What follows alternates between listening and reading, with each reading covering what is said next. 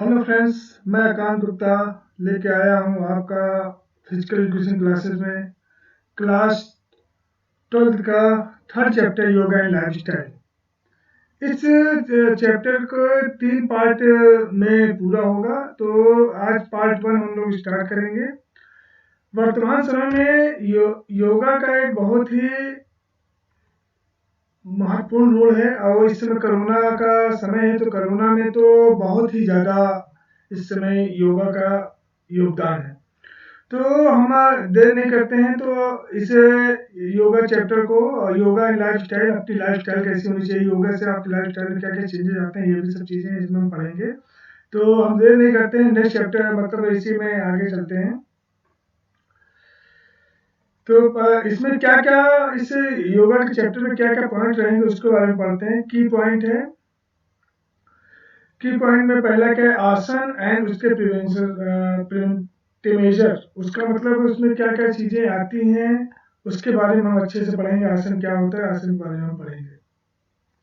फिर उसके बाद है ओबिसिटी। ओबिसिटी को हम कैसे दूर करेंगे, उसके प्रोसीजर क्या है, उसका बेनिफिट क्या है, उसके बाद उसको सिम्टम्स क्या है, ये सब चीजें इसके बारे में हम जानेंगे और उसके बारे में आगे बढ़ेंगे। डायबिटीज, डायबिटीज का प्रोसीजर क्या है, उसके बाद हम जो योगा करेंगे उससे क्या बेनिफिट है, उसके बाद कंस्ट्रक्शन, उसमें क्या क्या सावधानियां बरतनी चाहिए, तो वो सब चीज़ें भी हम इसमें पढ़ेंगे। अस्थमा, ये भी एक रोग आजकल बहुत भयानक है, तो उसके बारे में भी हम इसको कैसे दूर करेंगे और उसके बारे में कौन कौन सा योगा करेंगे, ये हम पढ़ेंगे। हाइपरटेंशन, हाइपरटेंशन भी एक बीमारी खतरनाक है, और इसके बारे में क्या क्या पढ़ना है, ये सब चीज़ें इसके बारे में हम पढ़ेंगे। इसके बाद एक बैक पेन भी है, जो नए सिलेबस में उसको चेंज कर दिया गया, बैक पेन को हटा दिया गया है। तो बैक पेन को इस चैप्टर में नहीं पढ़ेंगे, लेकिन जो पहले थे उसमें बैक पेन था। तो ठीक है, अब आगे चलते हैं। What is yoga? योगा क्या है, इसके बारे में हम जान लेते हैं। Yoga start over 5000 year ago in India and now it is very popular in western countries. सही कह रहे हैं, इस समय हमारा इंडिया जो योगा का जननी कहा जाता है, आजकल यही योगा पूरे विश्व में पूरा छाया हुआ है, क्योंकि योगा एक ऐसा माध्यम है जिससे कम खर्च करके हम अपने शरीर के स्वास्थ्य को एकदम अच्छा बना सकते हैं। और ये इतना पुराना है कि 5000 ईयर्स पुराना है, तो ये सब समझ लीजिए। अब योगा का मेन एम क्या है? तो योगा का मेन ये एम होता है फिजिकली, मेंटली और इमोशनली अपने आप को फिट रखना। और सबसे ज़्यादा इसमें आप जो फिट होते हैं वो मेंटली फिट होते हैं, क्योंकि योगा आपका जो हाइपर टेंशन है वो बहुत दूर करता है, बहुत हद तक दूर करता है। अगर आप कोई भी वर्क करने जाते हैं और उसमें योगा करके, मतलब जैसे आप कोई भी अपनी पढ़ाई करने जा रहे हैं, किसी भी चैप्टर को अगर लर्न करने जा रहे हैं, तो एक बार आप अपने ध्यान ध्यान मग्न होकर 5 मिनट के लिए अपने माइंड को स्थिर करके योगा करें, प्राणायाम करें। तो उसके बाद अगर आप उस चैप्टर को लर्न करेंगे तो वो बहुत अच्छे तरीके से याद होता है। क्योंकि जब कोई चीज़ आप काम करने जाते हैं तो उस समय आपका मन इधर एकाग्रचित नहीं रहता है, तो आप इधर उधर काम करते हैं, तो इससे क्या होता है, वो चैप्टर होने में बहुत कठिनाई होती है। तो ये योगा है। अब मीनिंग ऑफ योगा, योगा क्या है? योगा को जो शब्द है वो संस्कृत के युज शब्द से लिया गया है, जिसका मतलब मेन जो होता है वो होता है कि यूनियन पे, मतलब अपने आप को एकता में पिरोना, एक हो जाना, समा मतलब एक हो जाना। आप ये समझ लीजिए कि यूज का अर्थ होता है यूनियन, मतलब एकता, या फिर आप समाधि लेना या लीन हो जाना किसी चीज में। अब आते हैं, ये हम लोग 11th की क्लास में भी हम लोगों ने पढ़ा था 8 लिम्स ऑफ योगा। योगा के 8 भाग होते हैं, जिसको हम बोल सकते हैं यमा, नियमा, आसन, प्राणायाम, प्रत्याहार, धारणा, ध्यान, समाधि। ये 3 चीजें, ये 8 चीजें जो हैं, ये आपको जो 8 भागों में बांटा गया है, 8 लिम्स हैं। अब इस लिम्स के बारे में हम धीरे धीरे एक एक करके पढ़ते हैं। यमा, यमा क्या है? यमा के 5 भाग भी हैं: अहिंसा, सत्य, असत्य, ब्रह्मचर्य, अपरिग्रह। कहते हैं कि हम अपने आप को, अगर जिसने यमा यमा को पे विजय प्राप्त कर ली, समझ लीजिए वो मनुष्य ही नहीं रह गया, क्योंकि वो अहिंसा, ऐसा कोई मनुष्य नहीं है जिसमें ये पांचों में से एक न एक बुरी चीज जरूर रहेगी। मतलब बुरी क्या चीज, या फिर वो सत्य का पालन नहीं करेगा, या फिर असत्य का, मतलब कुछ ना कुछ तो ऐसा है, ब्रह्मचर्य का पालन, ये पांच चीजें अगर वो सच कर ले तो बहुत आगे करता है। अब नियम, नियम क्या है? सोच, आप अपने आप को साफ सुथरा रखते हैं कि नहीं रखते हैं, संतोष, आपके पास संतोष होता है, आप हर चीज में, मतलब होता क्या है ना कि आदमी संतोष करना आज तक नहीं चाहता, संतोष अगर करते हैं, संतोष पे जो विजय प्राप्त कर लेता है वो बहुत आगे जाता है। तब आप कितना डिसिप्लिन, कितना मतलब कितने डिसिप्लिन से आप कोई वर्क करते हैं, वो सब चीजें आती हैं इसमें। तब में स्वाध्याय क्या है? अपने आप को आप कितने अच्छे से स्टडी करते हैं, जितने अच्छे से आप अपने आप को जानते हैं उतने अच्छे से आपको कोई नहीं जानता है। तो ये सब चीजें आपको ध्यान रखना है कि स्वाध्याय, योगा आपको अपने आप में लीन रहने का एक मंत्र है। आप अपने आप में लीन हो जाएंगे तो आपको अपने बारे में पता भी चलेगा कि हम कैसे हैं कैसे नहीं। उसके बाद परिधान, ईश्वर परिधान, मतलब आप क्या क्या चीजें कपड़ा पहनते हैं, कैसे पहनते हैं, वो सही है कि नहीं है, ये सब चीजें इसके अंतर्गत आती हैं। तो ये सब चीजें आपको ध्यान रखना है। अब चलते हैं हम नेक्स्ट, आसन। अब आसन क्या है? Asana is the traditionally defined as a comfortable seat that is the seated posture used for the meditation. More typically now in yoga, the term is used any physical posture of health of yoga. आसन बहुत होते हैं। कहते हैं मनुष्य की जितनी योनि है उतने, मतलब जितने यहाँ पे संसार में जितने योगा है, मतलब जितनी योनि है उतनी आसन है।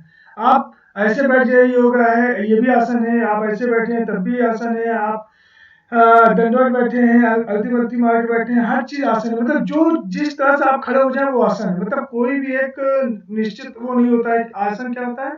हर तरीके से आप जो भी वर्क करते हैं वो सब चीजें आसन कहलाती है। चाहे जैसे बैठिए, चाहे जैसे खड़े होइए, चाहे जैसे चलिए, वो सब चीजें बस आप पोज होता है, एक पोज होता है, एक ऐसा पोज, जैसे भी आप खड़े हो जाए वो पोज, जैसे तो ना सेल्फी लेना, एक पोज देना, वो आसन नहीं है। सभी आसन आते हैं। प्राणायाम, प्राणायाम देखिए एक बहुत महत्वपूर्ण है, और ये 8वां लिंग में से है प्राणायाम। अब प्राणायाम क्या होता है? देखिए, प्राणायाम एनर्जी ऑफ वेटल है, मतलब लंबी लंबी सांस लेना। जब आप प्राणायाम करते हैं तो उसको लंबी सांस लेना, लंबे फिर छोड़ना, स्ट्रेच, रेगुलेशन एंड कंट्रोल, और अपने सांस पे कंट्रोल करना, ये प्राणायाम कहलाता है। लंबी सांस लेना फिर अपने आप पे कंट्रोल करना, ये क्या कहलाता है? एक प्राणायाम का मतलब अपने जो ब्रीदिंग है उस पर पूरा कंट्रोल करना, ये क्या कहलाता है? प्राणायाम कहलाता है। Pratyahara, a Sanskrit term meaning withdrawal of sense, it is the fifth limb of Patanjali eightfold path of yoga. मतलब पांचवा है प्रत्याहार। प्रत्याहार होता क्या है कि ये संस्कृत मीनिंग विड्रॉल, मतलब उसका संस्कृत मीनिंग विड्रॉल, अपने आप को छोड़ देना। तो होता क्या है, जब आप अपने आप को एकदम से एकाग्र, मतलब स्थिर रखे रहेंगे तो उससे क्या होता है, आप आगे की ओर बढ़ते हैं। प्रत्याहार होता है उसके अंदर। और अपने आप, मतलब सेंस को एकाग्र कर लेना, अपने जितने भी सेंस हैं, जैसे ज्ञानेंद्रियां होती हैं, नाक, कान, ये सब चीजें होती हैं, आँख, ये सब चीजें होती क्या है कि अपने आप को एकदम से एकाग्र कर लेना, ये सब चीजें कहलाती हैं। नेक्स्ट चलते हैं,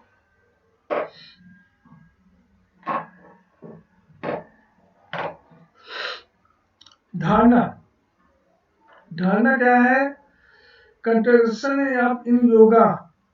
अब इसमें क्या आता है कि अपने आप पे अपने योगा में एकदम एकदम लीन हो जाना, एकदम ध्यान देना, ये क्या आता है? धारणा। मतलब कितने मन से लगा के आप एकदम एकाग्रचित हो जाते हैं, वो क्या कहलाता है? धारणा। नेक्स्ट चलते हैं, योग ध्यान, योग फॉर मेडिटेशन, मतलब कितना आप ध्यान सही ढंग से देते हैं और आपका मेडिटेशन क्या है, आप उतने ध्यान से, तो ये सब क्या कहलाता है? योगा ध्यान। मतलब कितने एकाग्रचित होके आप, वैसे मैंने 11 में सब पढ़ा दिया है लेकिन एक बार रिवाइज करा दे रहा हूँ आपको।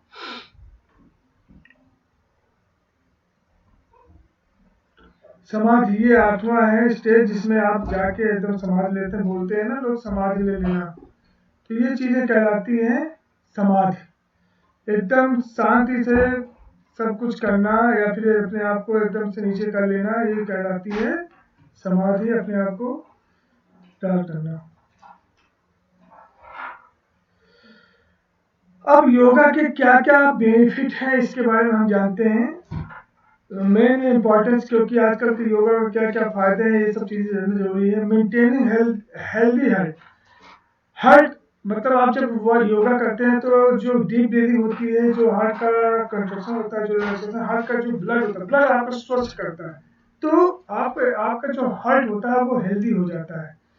ठीक है, इस पे आपको ध्यान रखना है। बिल्ड मसल स्ट्रेंथ, आपका जो मसल्स का स्ट्रेंथ है, ताकत है, वो आपको तेज करता है, आपका मसल्स का स्ट्रेंथ को बढ़ाता है। स्ट्रेंथ योर बोन, आपका जो हड्डियां होती हैं उसको स्ट्रांग करता है, या आपका बोन्स स्ट्रेंथ आपका स्ट्रांग करता है। हड्डियां स्ट्रांग क्यों होती है? जब आप देखिए फ्लेक्सिबल होते हैं ना, तो फ्लेक्सिबल होने के बाद आपकी हड्डियां भी मजबूत हो जाती हैं। योगा आपकी फ्लेक्सिबिलिटी को बढ़ाता है, तो ये चीज़ आपको ध्यान रखना है कि योगा करने से आपको फ्लेक्सिबिलिटी जब बढ़ती है, जैसे आप कोई चीज़ गिरते हैं, कहीं भी गिरते हैं तो अगर आप मुड़ के गिरते हैं तो आपको चोट नहीं लगती है, तो ये चीज़ आपको ध्यान रखना है।